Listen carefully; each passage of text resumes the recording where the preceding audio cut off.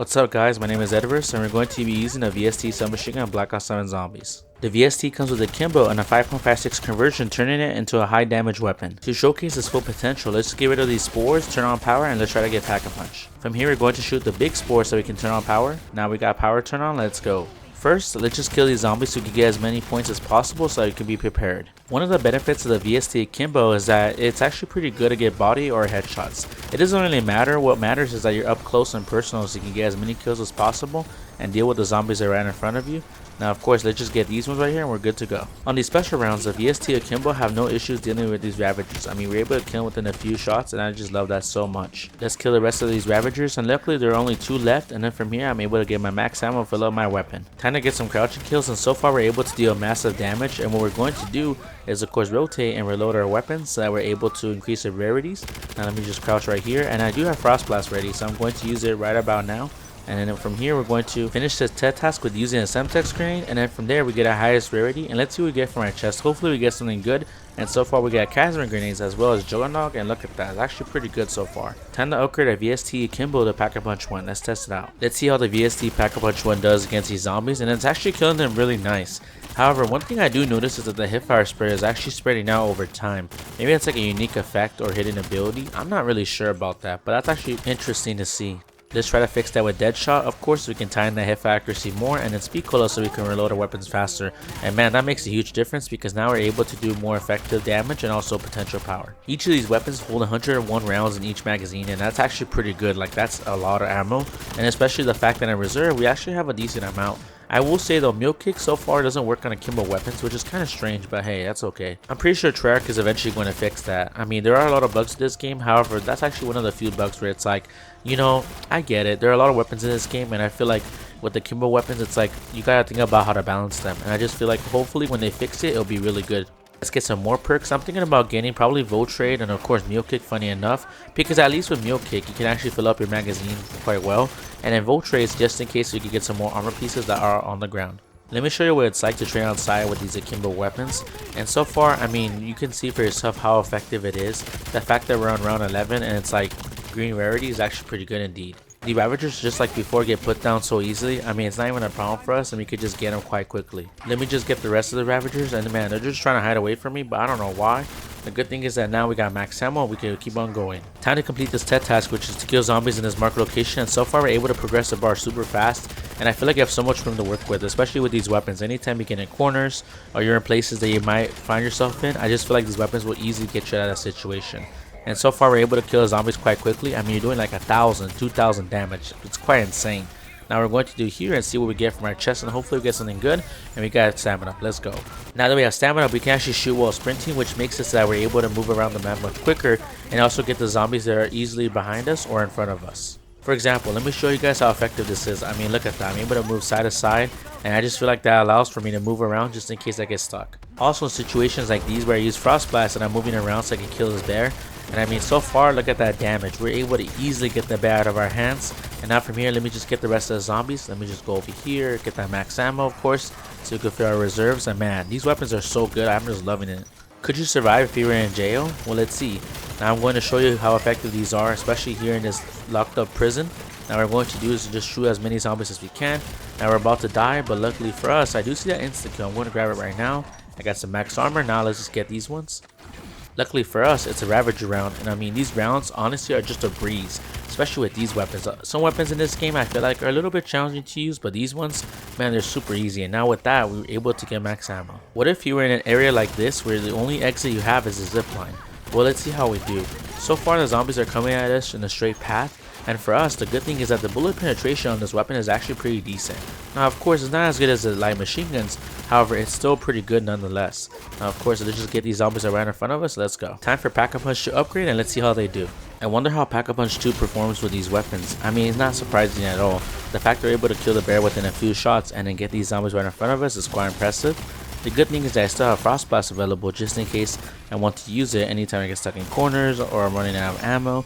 It's always there as an essential piece of equipment. And what we're going to do is just eliminate the rest of them that are here. We get this one, and then the rest of them that are coming at us, and we're good. One of the best places to train on this map, funny enough, is actually the spawn.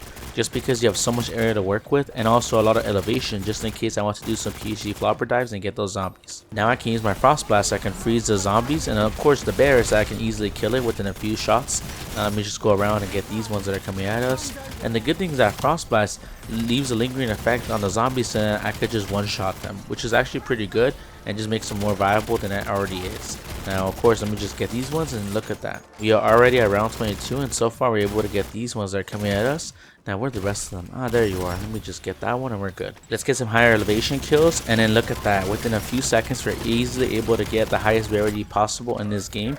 And let's see what we get from our chest. Hopefully we get something good as usual, and look at that. We got a free perk and also ether tool. I like that. Of course, let's just keep on killing these zombies that are right in front of us, and man, these weapons, I just love them. I feel like a lot of times certain attachments or also weapons that come to this game are pretty underwhelming. However, these ones really surprised me. I thought it was going to be one of those weapons where it's like, it's not as good. However, these ones are really great and you should try them out yourself. Recently, I was trying to find a good location to train in, and this location is pretty small and also close quarters. And the fact that we got two bears, it's like, dang, they're trying to get at us really good. But the good thing is that we're able to easily survive that. And what we're going to do is just keep on rotating and just making sure that we move constantly, because of course, anytime you're in a situation like this, you want to make sure you can survive. Now we got Frost Blast going just so that we can freeze the zombies. Man, there's so many power-ups, I love it. Anytime I like to try out new weapons, I also like to use different field upgrades just because of the fact that, you know, I like variety. And I mean, anytime we always do something different, I always want to make sure that variety is also considered, just because of course, you know, every map is different, and also there are unique enemies that you want to face. And I just feel like having different equipment, just different everything each time, just makes it a fun experience. I mean, the fact that for you guys, you get to watch, okay, how do I perform with this type of equipment or these weapons, and I feel like that really is kind of fun to see. I am stuck in this corner over here, but does that really matter? Maybe not as much, just because these weapons have a lot of versatility. And then from here, what we're going to do is just keep on killing the zombies that are right in front of us. Of course, using our Frost Blast that we have ready up. And let me just get this bear. He's kind of stuck right here, but the good thing is that we're able to get him quite easily. Time for Pack-A-Punch 3, and let's see how these weapons do. How about Pack-A-Punch 3? So far we're in this corner, but the good thing is that we're able to get out pretty easily.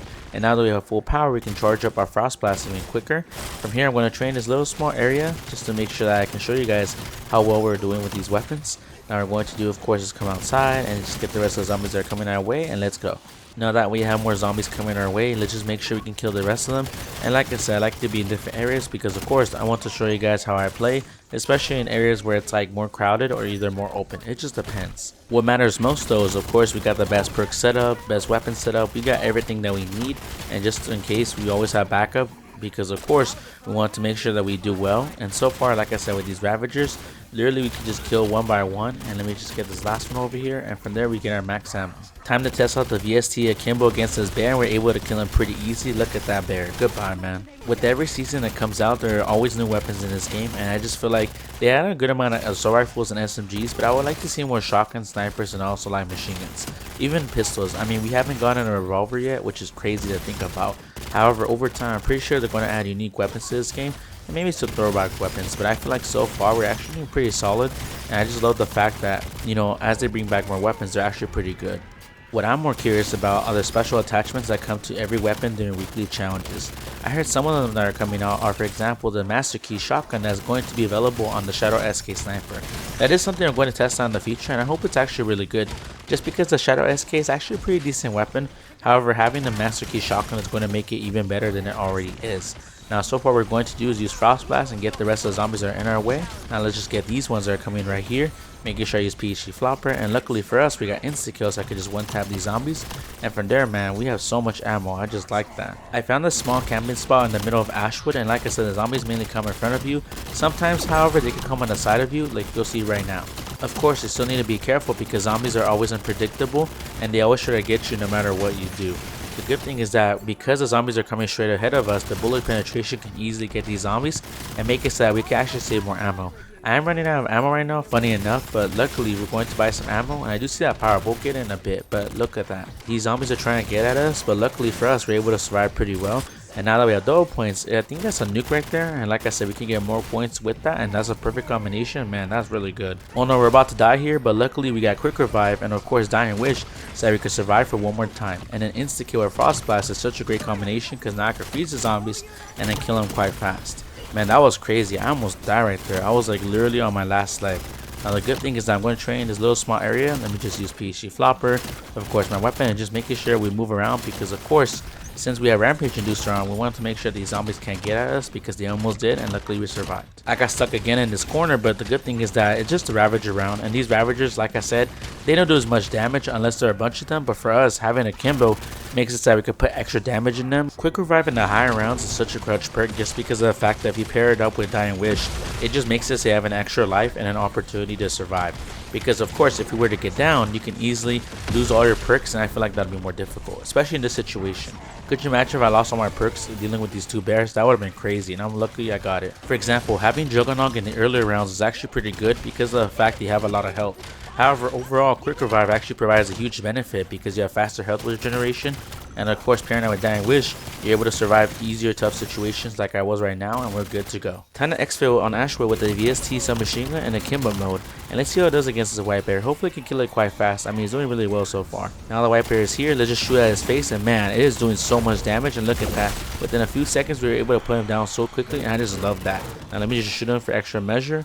Now let's go exfil and let's see what we're going to do next. Maybe it's something you guys will enjoy. I'm pretty sure you will. Just stick around. This is the best class setup for the VST submachine gun. For the Optic, we're going to use Lethal Tools Elo just in case you're going to use the weapon single wield and you can see zombies from a greater distance. For the muzzle, we're going to use the Hawker Hybrid .45 so you can get great hipfire spread. For the barrel, we're going to use the 11-inch Ursine barrel so we can get the best headshot damage. For the magazine, we're going to use the MFS Glacial Extended Mag so we can get 50 rounds in our magazine. For the rear grip, we're going to use the Pillion Ready grip so you can get the best sprint to fire speed. For the stock, we're going to use the Akimbo VST because of course 2 weapons equals more damage and versatility. For the laser, we're going to use Scatterline laser so you can get the best hipfire accuracy. For the fire mods, we're going to use the MFS 5.56M defense conversion, which allows for greater damage and damage range with bullet velocity increase and better vertical and horizontal recoil control. This has been a full breakdown of the VST submachine gun and Black Ops 7 Zombies. If you enjoyed this video, give it a like and subscribe, and we will see you on the next video.